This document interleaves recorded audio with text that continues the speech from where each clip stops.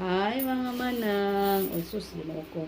Sana gani manang ay mura naman tani og baril. Kauntulog naman lang tani. So kumantay lingaw. So nayo nga sinsilyo diri ba nga daghan mo siya kay mga manang. So amo ang gihimo ron. Tara. Aroy ko. Ang gihimo ron namo gi-segregate namo ang kanang mga inani na gud mga manang oh. Kay nga no kadagana kay nga no kay nga no amo siyang ihulog gud sa kanang machine para gud sa to ihulog sa machine para patibuok kay puro man ni sinsil yung mga manang is naman dagana so amo na nakatibuok ambot kung pila kaya ni no makakuha pa dami mga $200 ani mga manang di ba. Kaya ang plano sa kumbahan naman na yan na lang ipang labay ko no. Sure, money. Kita, may tatag paraan ani kay sayang money manang.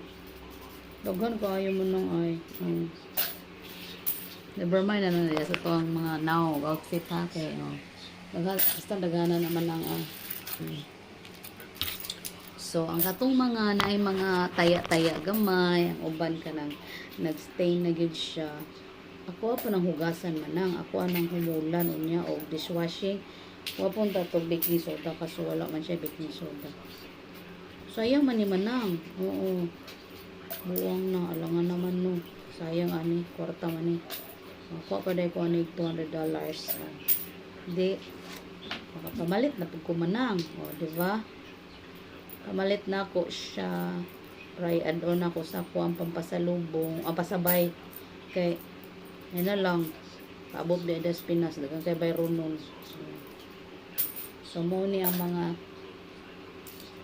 nani mga stain ba so daghan kay siya manang look at that it's so many ala daghan kayo okay daghan kayo siya man daghan kayo siya manang munang ako siyang kani okay na ni siya hopefully mabasa ni sa machine pero ang katong kaning napa sa kaning napa dire kani